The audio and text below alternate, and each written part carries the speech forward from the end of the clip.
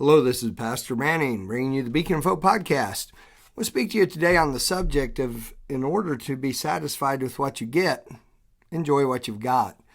It's not an unusual thing for people to acquire something new only to be dissatisfied with it after a short amount of time.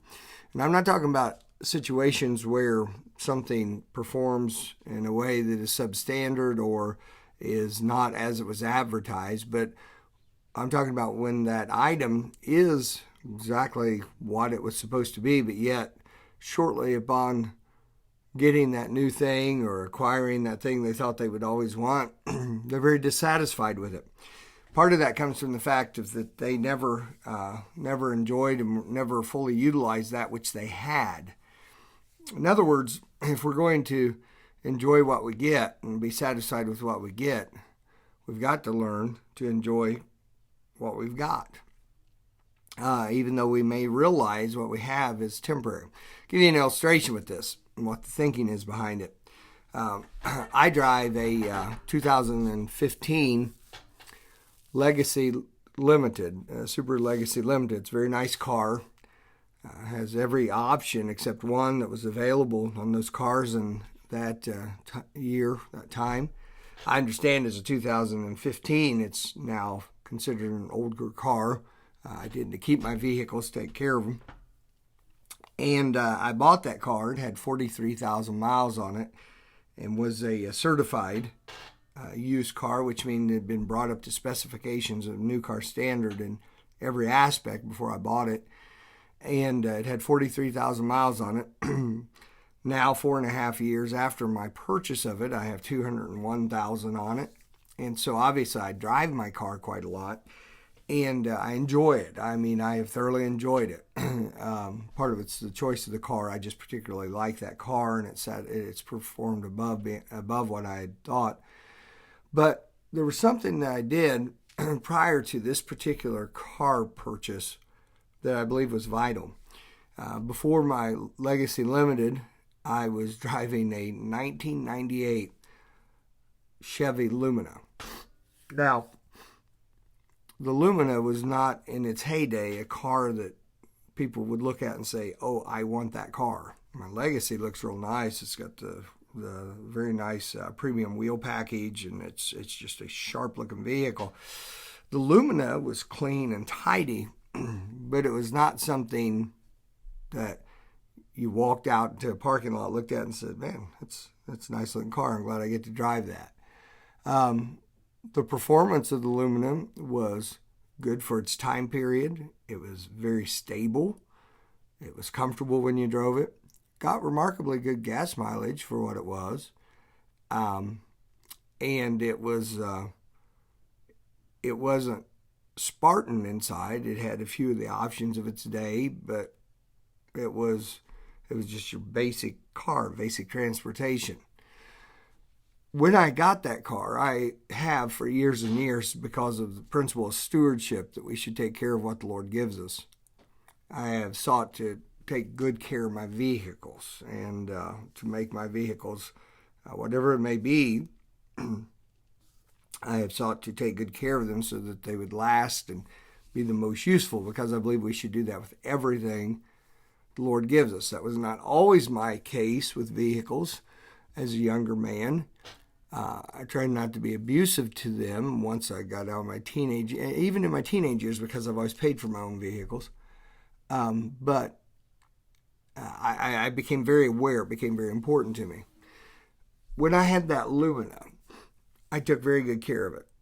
I kept it clean, which was a bit of a challenge to do because some of the upholstery was getting old. Some of the padding was coming out from behind the headrest. It was a 98. It had some wear and tear on it. I kept it clean. I would, in the wintertime, periodically run it through car wash. It had an underbelly wash to get the salt and stuff off of it. I kept up with the oil changes completely. I kept the interior clean. I tried not to haul things in a way that would damage things inside. I was mindful of it and tried to enjoy each aspect of it. Now, that car obviously was getting rapidly to a point where it would not hold up to the type of driving I do and the amount of driving I do, just because it was so old. Well, I sold that car. I got what was a good price for it. I got $950 out of it. And the fellow was driving it for a long time afterwards. I'd see it around town. But I stepped from that to the legacy with all the technology, the leather interior, all the automated things that are in it, where it's basically a big rolling computer. I can do everything with it. It's gas mileage is excellent, all-wheel drive, handling is superb. Go on a long trip, you're glad you're going in that car. It's very nice. When I stepped into the new one, I was very satisfied with that. But I believe that the fact I've been satisfied with it now from 43,000 miles to 201,000 is because that I learned to appreciate the old one.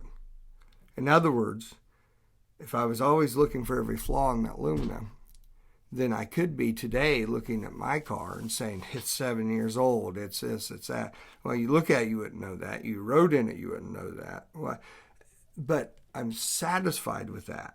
Now, will there come a time I need another vehicle? Yes. Can I look at other vehicles in appreciation and say, oh, that's a neat looking vehicle? Well, of course I can. I can appreciate craftsmanship. I can appreciate the aesthetics of certain things. But I'm very satisfied to get in my vehicle and ride in it. Why? I believe it's because I learned to enjoy and to take care of what I had. I appreciated the fact when we had a very small little house on a road called Chicken Coop Hill Road, and a little bitty house, an old house, and we gutted it and redid it. I appreciated the fact that my wife took the best care of that house she could. I therefore was not surprised when some years later we could build a custom Cape Cod style house and move into that. I was not surprised that she has taken care of the house that we have now and has enjoyed it. Why? Because if you will take care of what you have, if you will enjoy what you've got, then if you do get something new, if you're able to upgrade, you'll be satisfied with that.